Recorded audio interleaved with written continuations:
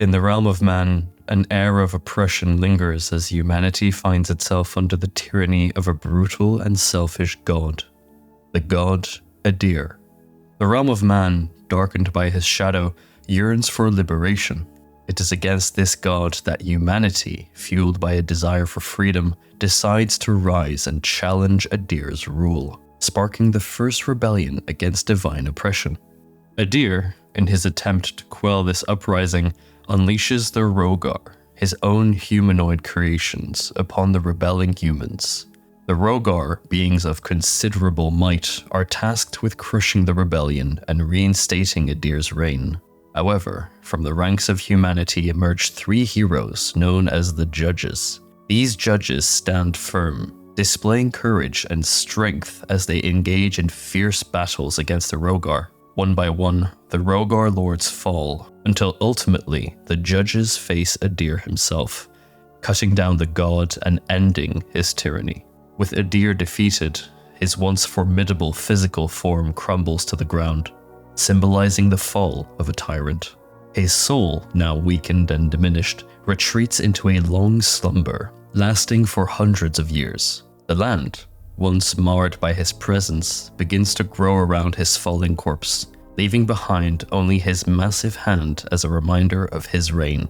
This region, marked by the remnants of Adyr, comes to be known as the Hand of God Mountains, serving as a tangible memory of the battle between man and God.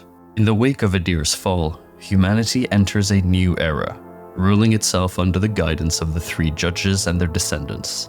For hundreds of years, the realm experiences a period of balance, with humanity navigating the complexities of good and evil, learning to live in harmony with the diverse elements of their nature. This era marks a time of self-discovery and growth as the people of the realm explore the boundaries of their existence, free from the shackles of divine oppression. Hundreds of years later, a new figure emerges on the stage of this realm, Antanas, a noble and a descendant of one of the original judges. Unlike his ancestor, who sought freedom and balance, Antanas harbors a different desire. He is obsessed with ascending beyond his mortal constraints, with achieving a level of power and existence reserved for gods. To realize his divine aspirations, Antanas delves into the forbidden. In the hidden depths of the Keystone Citadel, he conducts experiments shrouded in darkness and secrecy. Humans become his subjects, and through his manipulations, they undergo horrific transformations. Their forms twist and contort, leaving them more beast than man. Publicly, Antanas frames his actions as divine interventions, proclaiming that he has discovered a way to purify the human soul from evil. But the reality is far from such noble claims. The evil within the subjects is not eradicated, it mutates, turning them into monstrous beings, far removed from their human essence. And behind the veil of piety and enlightenment, Antanas' true goal remains singular: to elevate himself to godhood, or at least attain a level of power comparable to that of a deity. His clandestine endeavors do not go without consequences. The realm, once in a state of balance, begins to feel the disturbances created by his experiments. The equilibrium between good and evil shifts, and the ripples of this imbalance reach the slumbering Adyr. The god, defeated and dormant for centuries, senses the turmoil and awakens once more. Antanas' quest for divine power inadvertently stirs a conflict between mortal ambition and divine intention, reigniting the dormant tensions between humanity and the god they once overthrew. The realm stands on the brink of another confrontation, as Adyr, awakened and alert, observes Antanas' actions and prepares to intervene. The awakening of Adyr marks a pivotal turn in the tale of this realm. Witnessing the heretical experiments of Antanas, Adyr perceives a grave threat to the intrinsic fabric of human souls, possibly hinting at his own role in their creation or structure. The alterations performed by Antanas disrupt what Adyr envisions for mankind, causing a divine intervention.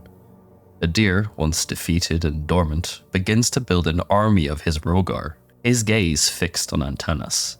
Born in a realm of darkness and anguish, a mirror to the human world, the Rogar embody the negative elements of humanity: anger, shame, and fear. These humanoid creatures, the sons of Adyr, invade the human realm with a mission to halt Antanas and restore balance. Emerging from the pathway set by Adyr, a bridge between dimensions, the Rogar descend upon the human world, leaving destruction in their wake. Villages burn, and chaos ensues as they lay siege to the Keystone Citadel and Monastery. Under the divine order of Adyr, the stakes are high, as Adyr seeks not only to restore balance, but also to reclaim his physical form, and once again rule over humanity with an unyielding grip. The Keystone Monastery and Citadel face the brunt of the Rogar assault. Amongst the invaders are the Rogar Lords, the most powerful lieutenants of Adyr.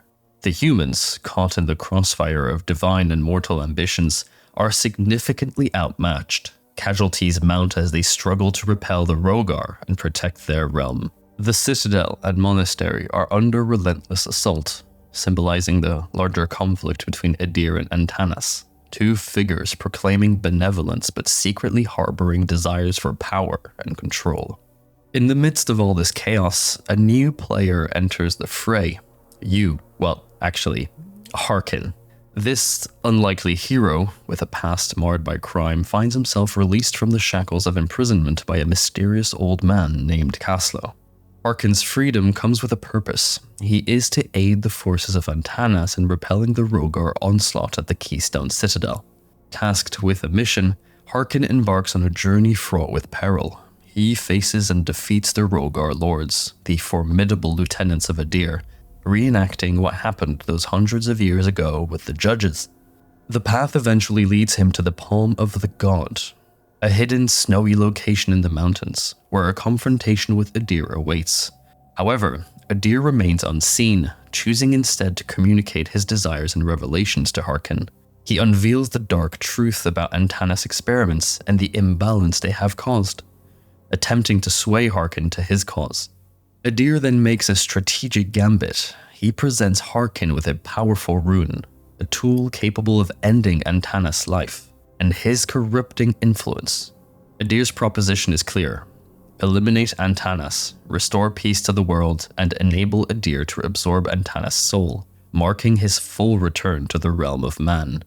The weight of the decision rests heavily on Harkyn's shoulders, as he grapples with the revelations and the moral dilemma presented before him. Harkyn chooses a path of his own. Unwilling to be a pawn in the hands of either Adyr or Antanas, he decides not to imbue his weapon or armor with Adyr's rune, and plans to leave Antanas to his own devices, rejecting both of them. Upon his return to the Keystone Citadel, Harkyn is met with a shocking sight. Antanas, once a noble descendant of the judges, has transformed into a monstrous entity, a result of his obsessive experiments in pursuit of godhood. A fierce battle ensues between Harkyn and the monstrous Antanas. The confrontation is intense, but Harkyn's prevails, leading to Antanas' fall. The demise of Antanas sends shockwave through the land, symbolized by the trembling hand of a god, Adyr, in the horizon.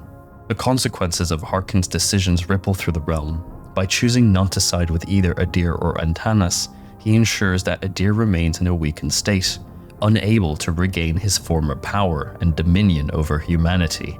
This choice results in restoring the balance of power in the world, allowing the realm of man to breathe a sigh of relief and experience a period of peace, free from the oppressive grasp of a god. However, peace is often transient, and shadows linger on the horizon. A millennium after these events, whispers of Adyr's return begin to circulate. Adyr seeks to re-enter the realm of man as a demon god, empowered by the fervor of his believers. The threat looms large, and once again, humanity finds itself on the precipice, tasked with stopping Adyr from realizing his ambitions and maintaining the fragile balance of the realm. And with that, you are now ready to jump into the new Lord of the Fallen, releasing in 2023. Keep your eyes open, as the creative director himself has mentioned in interviews that the new story links heavily with the original.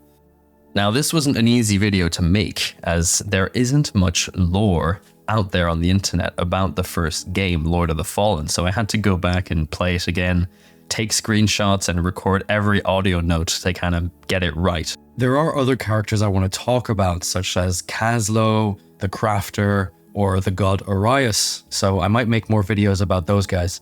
Now, one of the reasons why I'm so excited for Lords of the Fallen is because of the aesthetic. Sure, we've seen From Software's approach to the medieval gritty aesthetic, but I feel like CI Games have taken it up a step here with something that looks very similar to what we've seen in Blasphemous, for example. The Catholic Church through the lens of Spain and Italy and kind of like Southwest Europe. So yeah, I'm really excited to play this game, get into it, and find out more about all these characters and the lore behind it. I'm really into this. Thank you so much for hanging out. I want to thank the YouTuber Smotan, who posted the entire transcript of their interview with Cesar Virtuoso, the creative director of CI Games, on their Patreon for free. It really helped me putting the pieces of the puzzle together. Thank you so much for hanging out with me today. If you want me to cover more Lord of the Fallen content, let me know. See you soon. Bye.